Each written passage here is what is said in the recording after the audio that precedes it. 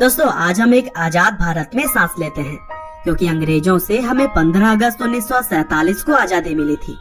और दोस्तों देश को आजाद कराने के लिए न जाने कितने ही लोगों ने अपना जीवन तक न्यौछावर कर दिया था।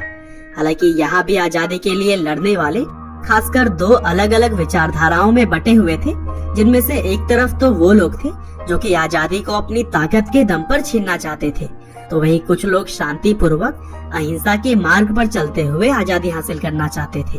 और दोस्तों इन्हीं अहिंसकवादी लोगों में से एक थे राष्ट्रपिता कहे जाने वाले मोहनदास करमचंद गांधी, जिन्हें कि हम सभी आमतौर पर महात्मा गांधी के नाम से जानते हैं। और दोस्तों गांधी जी भारतीय इतिहास के वह व्यक्ति हैं जिन्होंने देश हित के लिए अंतिम सांस तक लड़ाई की है, और उन्हीं की तरह ही हजारों वीरों की वजह से हमारा देश 1947 में आजाद हो सका था।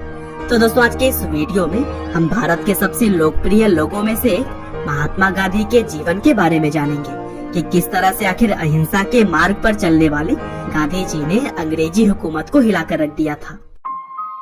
तो दोस्तों इस कहानी की शुरुआत होती है 2 अक्टूबर 1869 से, जब गुजरात के पोरबंदर शहर में महात्मा गांधी जी का जन्म हुआ। उनके पिता का नाम करमचंद गांधी और माँ का नाम पुतलीबाई था। हालांकि भले ही गांधी जी पोरबंदर शहर में पैदा हुए थे, लेकिन जन्म के कुछ साल बाद ही उनका पूरा परिवार राजकोट में रहने लगा, और फिर गांधी जी की शुरुआती पढ़ाई भी वहीं से हुई थी। और दोस्तों 9 साल की उम्र में पहली बार स्कूल जाने वाले गांधी जी शुरू से ही काफी शर्मीले थे, और वह बचपन से ही किताबों को अपना दोस्त मानते थे। और फिर आगे चलकर महज 13 साल की उम्र में ही उनकी शादी उनसे 1 साल बड़ी लड़की कस्तूरबा से हो गई। दरअसल भारत में उस समय शादियां काफी छोटी उम्र में ही हो जाया करती थी। हालांकि आगे चलकर जब गांधी जी करीब 15 साल के थे तब उनके पिता का निधन हो गया, और फिर पिता के निधन के 1 साल बाद ही गांधी जी की पहली संतान भी हुई।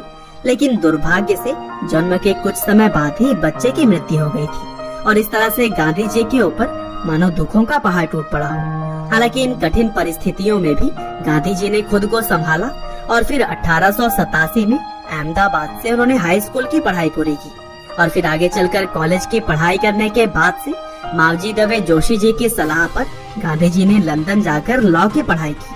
हालांकि 1888 में गांधी जी दूसरी बार पिता बने, और इसी वजह से उनकी मां नहीं चाहती थी कि वह अपने परिवार को छोड़कर कहीं दूर जाएं।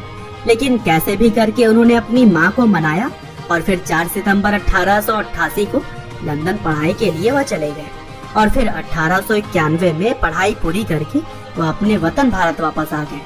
हालांकि विदेश में पढ़ाई करने के बावजूद भी भारत आने पर उन्हें नौकरी के लिए काफी भागा दौड़ी करनी पड़ी, और फिर 1893 में दादा अब्दुल्ला एंड कंपनी नाम के एक भारतीय कंपनी में उन्हें नौकरी मिली। हालांकि इस नौकरी के लिए उन्हें साउथ अफ्रीका जाना पड़ा था। और दोस्तों साउथ अफ्रीका में बिताए गए साल गांधी जी के जीवन के सबसे कठिन समय में से एक था, क्योंकि वहाँ पर उन्हें भेदभाव का काफी सामना करना पड़ा। हालांकि इन्हीं भेदभाव ने ही उन्हें इतना सक्षम बना दिया कि वह लड़ने के लिए पूरी तरह से तैयार रहते थे।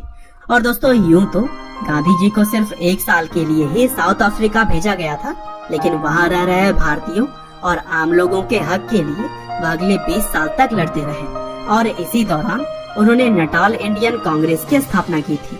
और दोस्तों अफ्रीका में रहते हुए गांधी जी ने एक निडर सिविल राइट्स एक्टिविस्ट के रूप में खुद की पहचान बना ली थी। और फिर गोपाल कृष्ण गोखले, जो कि इंडियन नेशनल कांग्रेस के एक सीनियर लीडर थे, उन्होंने गांधी जी से भारत वापस आकर अपने देश को आजाद करवाने के लिए लोगों की मदद करने की बात कही। और फिर इस तरह से 1915 में गांधी जी भारत वापस आ गए, और फिर यहाँ आकर उन्होंने इंडियन नेशनल कांग्रेस ज्वाइन करके भारत की आजादी में अपना सहयोग शुरू कर दिया। और दोस्तों भारत के अंदर महज कुछ सालों में ही वह लोगों के चहेते बन गए, और फिर अहिंसा के मार्ग पर चलते हुए उन्होंने भारत के लोगों में एकता की गांठ बांध दी।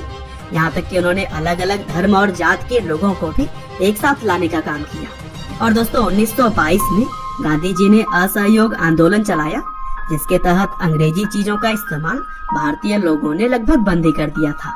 और फिर जब यह आंदोलन काफी सफल साबित हो रहा था, तब महात्मा गांधी को 1922 में 2 सालों के लिए जेल भेज दिया गया। हालांकि गांधी जी के जेल जाने पर लोगों के अंदर और भी गुस्सा आ गया, जिसकी वजह से पूरा भारत अब एक होने लगा था। और फिर इसी कड़ी में ही मार्च 1930 में दांडी यात्रा को भी अंजाम दिया गया, जिसमें कि 60,000 लोगों की गिरफ्तारी हुई। और फिर इसी तरह से ही आगे भी गांधी जी के नेतृत्व में क्विट इंडिया मूवमेंट की तरह ही कई और भी आंदोलनों को अंजाम दिया जाता रहा और इस दौरान गांधी जी की बहुत बार गिरफ्तारी भी हुई।